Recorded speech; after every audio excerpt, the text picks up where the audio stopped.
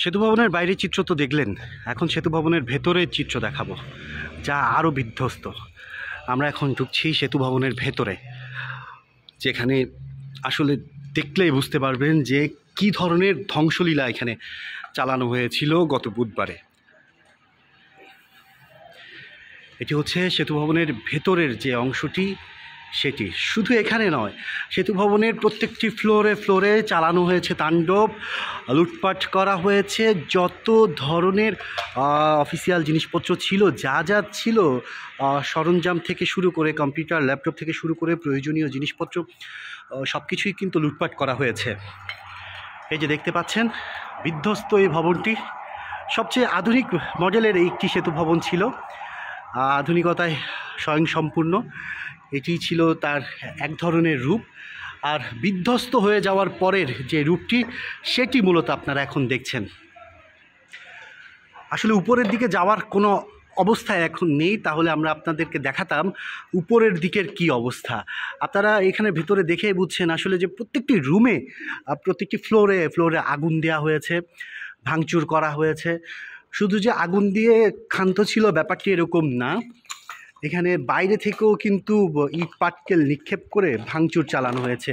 এখানে নিচে অবস্থাটি দেখেন, তাহলে বুঝতে পারবেন যে আসলে কি হয়েছে এই সেতু ভবনের সাথে। শুধু এটা নয়, এখানে সোনালী ব্যাংক আছে, আর সোনালী ব্যাংকের ভেতরের অবস্থাটা দেখলে আরও আশ্চর্য হয়ে যাবেন। কারণ সোনালী ব্যাংকের ভেতরের যে অংশটি, সেখানে যে এটিএম বুথের মেশিনটি, সেটি আমি আপনাদেরকে দেখাবো আসলে সেটি সেখানে আছে কি না।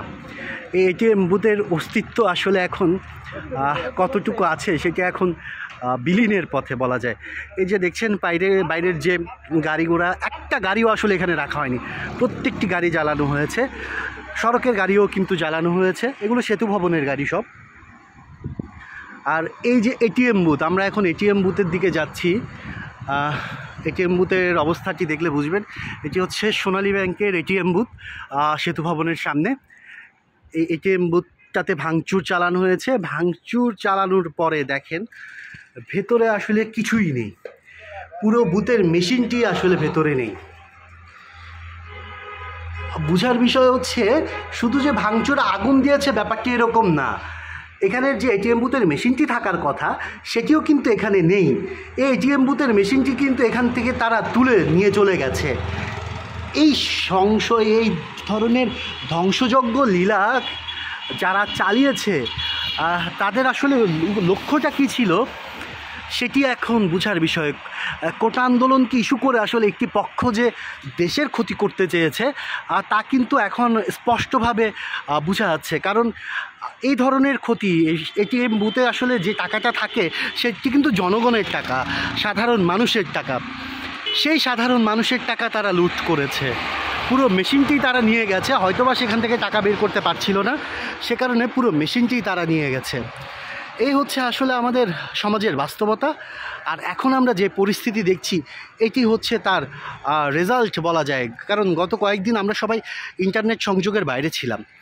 সেই ইন্টারনেট সংযোগের বাইরে থাকার পর যখন আমরা এই ইন্টারনেট কানেকশানে আসলাম, যোগাযোগ ব্যবস্থা আবার ফিরে আসলাম, তখনই কিন্তু এই জিনিসগুলো আপনাদের দেখানোর সুযোগ হচ্ছে। এই হচ্ছে অবস্থা, আপনারা দেখতেই পাচ্ছেন নিশ্চয়। একটি গাড়িও আসলে এখানে রাখা হয়নি। এখানে পাশের যে ক্যান্টিন ছিল, ক্যান্টিনেও আগুন দেওয়া হয়েছে। স্টাফ কোয়ার্টার যা ছিল সেগুলো আগুন দেওয়া আছে। শুধু যে সেতু ভবন তা নয়, সেতু ভবনের আশেপাশে যে আরও ভবন আছে, বিআরটিএ ভবন, সড়ক ভবন, সেগুলোও কিন্তু জ্বালানো হয়েছে। সেগুলোর সামনের গাড়ি কিন্তু পোড়ানো হয়েছে, দেখতেই পাচ্ছেন।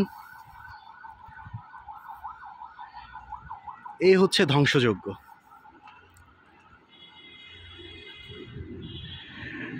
সামনের দিকে গেলে এই ধ্বংসযজ্ঞের আসলে কোনো শেষ নেই। যে হচ্ছে ক্যান্টিন, এই ক্যান্টিনের ভেতরে কিছু রাখা হয়নি আসলে, দেখতেই পাচ্ছেন যে ক্যান্টিনের ভেতরেও কিন্তু জ্বালানো হয়েছে, ভাঙচুর করা হয়েছে।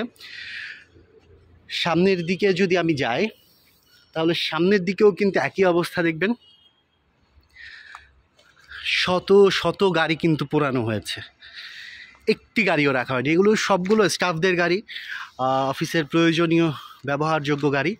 এখানে কোনো অব্যবহৃত গাড়ি ছিল না আসলে।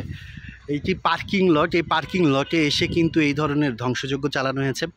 আর এমনভাবে পোড়ানো হয়েছে এই গাড়ির আসলে কোনো অস্তিত্বই নেই। এক একটি গাড়ির দাম কত হতে পারে আর কি পরিমাণ ক্ষতি হতে পারে, আর সেতু ভবনের যে ভেতরের অংশ সেটির জন্য কেমন ক্ষতি হতে পারে সেটি আসলে বলার অপেক্ষা রাখে না। এই ধরনের ধ্বংসযজ্ঞ আসলে অনেক জায়গায় চালানো হয়েছে। আমরা এখন যখন সবাই সব জায়গায় যেতে পারছে, গণমাধ্যম যখন দেখাতে পারছে মানুষকে, তখনই আসলে এই জিনিসগুলো এখন সামনের দিকে আসছে। এই হচ্ছে ধ্বংসযজ্ঞ সকলের।